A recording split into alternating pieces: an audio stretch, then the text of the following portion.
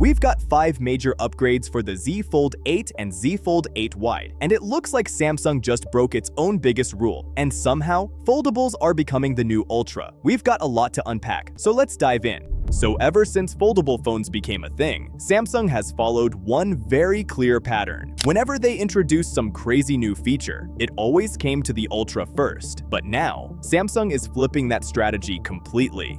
And honestly, I did not expect this. According to Ice Universe, the punch-hole selfie camera on both the Galaxy Z Fold 8 and the Z Fold 8 Wide is getting around 32% smaller. Now that number doesn't sound that crazy. But here's the twist. If you compare it to the S26 Ultra, this punch hole is actually around 38% smaller. And visually, that's massive, especially on foldables, where that camera cutout is way more noticeable. And here's the most amazing part. Usually when companies shrink the punch hole, there's a compromise. But that's not happening here. Both the Z Fold 8 and the Z Fold 8 Wide are still expected to use the same 10-megapixel selfie camera setup as the Fold 7. Samsung somehow shrunk the punch hole, and the camera quality didn't take a hit. How crazy is that? The S26 Ultra still has some incredible display upgrades, but when it comes to pure viewing experience visually, this might actually be the first time ever that a Samsung foldable looks more futuristic than Samsung's Ultra phone. And honestly, that says a lot about where Samsung is heading next. So, here's where it gets even crazier. Both the Z Fold 8 and Z Fold 8 Wide are getting a massive 50-megapixel ultra-wide sensor upgrade.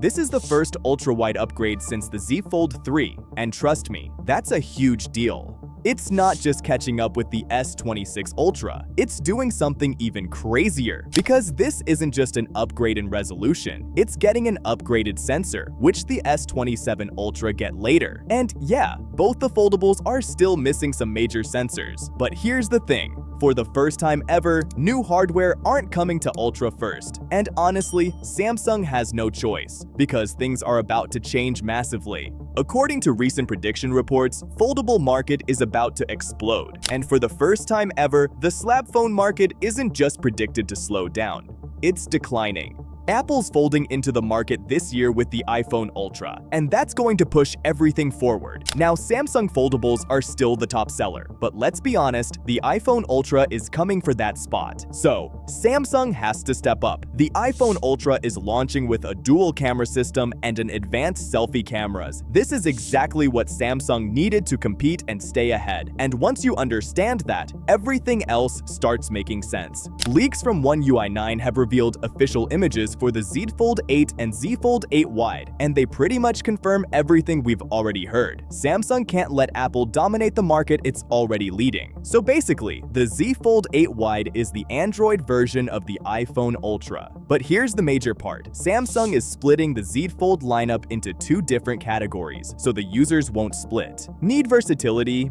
more cameras, more flexibility? The standard Z Fold 8 is for you. And if the iPhone Ultra's passport style appeals to you, the Z Fold 8 Wide has you covered, so you won't leave Samsung for Apple. And let's be honest, Z Fold 8 Wide will be the only foldable in Samsung's lineup that can truly justify the tablet in your pocket experience. With its wider aspect ratio, this phone will solve typing issues, app scaling problems, and black bars issue. It's the experience the standard Z Fold has always lacked. A few days ago, we saw the dummy units for the Z Fold 8 and Z Flip 8, and here's something important to note. All 3 phones show magnetic rings. So, should we expecting built-in magnets in these phones? Honestly, I don't think so. Samsung still hasn't resolved the S Pen digitizer issue, and we've seen reports suggesting the S Pen return in one of the Z Fold 8s. But here's the real story. Samsung is clearly pushing its ecosystem with magnetic accessories. So in the end, you'll still need a magnetic case for charging, but the upgraded wireless charging we saw with the S26 Ultra might just make its way into the Z Fold 8 lineup as well. But right now, nothing's confirmed, so take this with a pinch of salt. Plus, the Z Fold 8 and Z Fold 8 Wide will be powered by the Snapdragon 8 Elite Gen 5 for Galaxy chipset. It's already very close to the performance of the A19 Pro. But here's where things get interesting. The iPhone Ultra will use the A20 Pro chip, so it will have a slight edge in performance.